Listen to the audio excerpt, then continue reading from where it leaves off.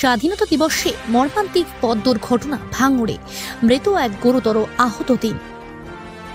স্বাধীনতা দিবসের দিনে ভাঙড়ের পলিরহাট থানার অন্তর্গত পাগলা পীর এলাকায় দুটি বাইকের মুখোমুখি সংঘর্ষের ঘটনায় মৃত্যু হয়েছে হাড়োয়া থানা এলাকার বাসিন্দা রবি কার, যার বয়স ২৬, এক যুবকের। গুরুতর আহত আরও ৩ জন। স্থানীয় সূত্রে জানা গিয়েছে, ভাঙড়ের পাগলা পীর এলাকায় দ্রুতগতিতে বাইকে নিয়ে যাওয়ার সময় এই মর্মান্তিক পথ দুর্ঘটনা ঘটে। স্থানীয় বাসিন্দারা তড়িঘড়ি তাদেরকে উদ্ধার করে টোনা প্রাথমিক স্বাস্থ্য কেন্দ্রে নিয়ে আসে। ওই যুবককে মৃত বলে ঘোষণা করে চিকিৎসকেরা, তবে মাথাতে হেলমেট না থাকার কারণে মৃত্যু হয়েছে বলে জানিয়েছেন চিকিৎসক। বাকি ৩ জনের অবস্থার অবনতি হওয়ায় তাদেরকে পিজি হাসপাতালে রেফার করে ঘটনাস্থলে পলিরহাট থানা ও ভাঙড় ট্রাফিক গার্ডের পুলিশ। তবে কিভাবে এই দুর্ঘটনা পুরো বিষয় নিয়ে তদন্ত করছে পুলিশ। দক্ষিণ ২৪ পরগনা থেকে অনিন্দিতা বর্ষের রিপোর্ট, সি প্রাইম নিউজ। এখানে রানিং দুটো মোটরসাইকেল অ্যাক্সিডেন্ট হয়েছে। 4 জন স্পটে পড়েছিল, সব তুলে নিয়ে চলে গেছে। এখনও খবর হয়নি বেঁচে আছে কি মরে গেছে, সঠিক বলতে পারছি না। তবে অবস্থা খুব খারাপ। মোটরসাইকেল অ্যাক্সিডেন্ট হয়েছে। 2 জন একদম পুরো সিরিয়াস কেস, বাঁচবে কি বলা যাচ্ছে না। এখন স্পট ডেটও হয়ে গেছে বলে সবাই জানে, রক্তই তো বন্যা বয়ে গেছে। এখন ওই জল দিয়ে ধোয়া হচ্ছে। পুলিশ এসেছিল? হ্যাঁ, পুলিশ এসে লাশ নিয়ে গেছে।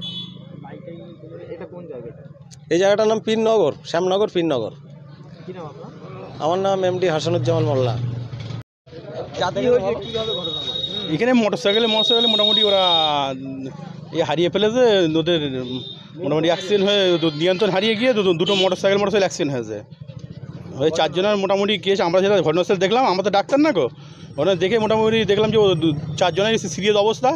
আমরা অ্যাম্বুলেন্স তুলে মোটামুটি পাঠিয়ে দিয়েছি। আমাদের ঢিপডিপের স্বাস্থ্যকেন্দ্র আছে, প্রাথমিক স্বাস্থ্যকেন্দ্র, ওখানে পাঠিয়ে দিয়েছি।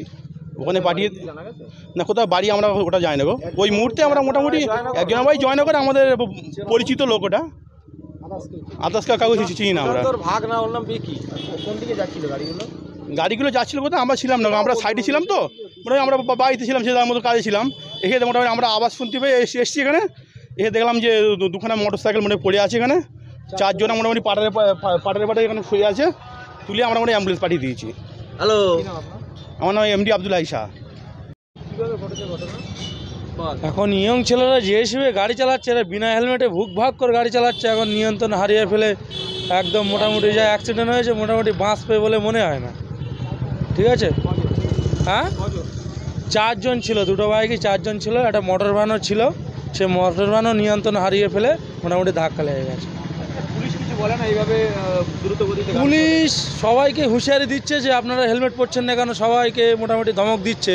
তাই এরা তো শোধরায় না, তা কী বলবো বলো। আজকে একটা স্বাধীন হ্যাঁ, একটা ঘটনা, হ্যাঁ, এটা পুলিশ এসে কি যে কোনো তদন্ত করেছে?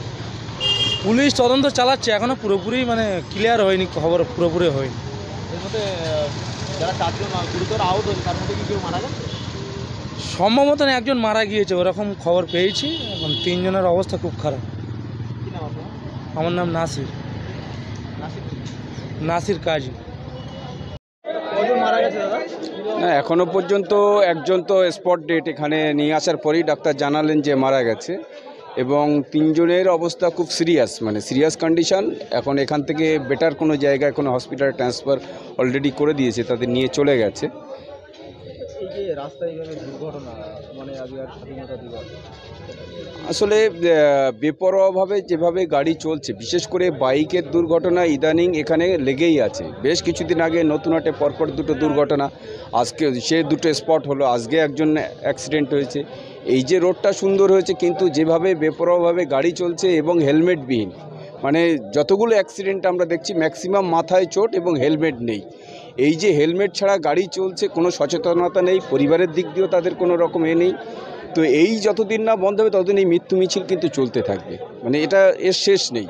ভাঙড় তো কলকাতা পুলিশের অন্তর্ভুক্ত হয়েছে, তাহলে এইগুলো নিয়ে পুলিশ কোনো ব্যবস্থা নিচ্ছে? কলকাতা পুলিশ চেষ্টা করছে হয়তো। এবার গ্রাম অঞ্চলে অনেক সময় এইগুলো নিয়ে অনেক সমস্যা হয়, কাগজপত্রের সমস্যা, হেলমেটের সমস্যা, পাড়ায় আশপাশের মানুষ ঘুরছে, কিন্তু দুর্ঘটনা তার বলে আসে না যে এই পাড়ার ছেলের হবে বা এই কাছাকাছি ছেলের হবে। দুর্ঘটনায় সাধারণ মানুষ যদি সচেতন না হয় পুলিশ দিয়েও কিন্তু কিছু হবে না। আমি আমার ছেলেটাকে একটা হাই স্পিড গাড়ি কিনে দেবো, রাস্তায় ছেড়ে দেবো হেলমেট ছাড়া, এই যদি হতে থাকে তাহলে কিন্তু মৃত্যু মিছিলও চলতে থাকবে। ছেলেটা মারা গেছে, তার বাড়ি গেছে। বাড়িটা হচ্ছে হাড়োয়া থানা এলাকার মুকুন্দপুর বলে একটা গ্রামের ছেলে।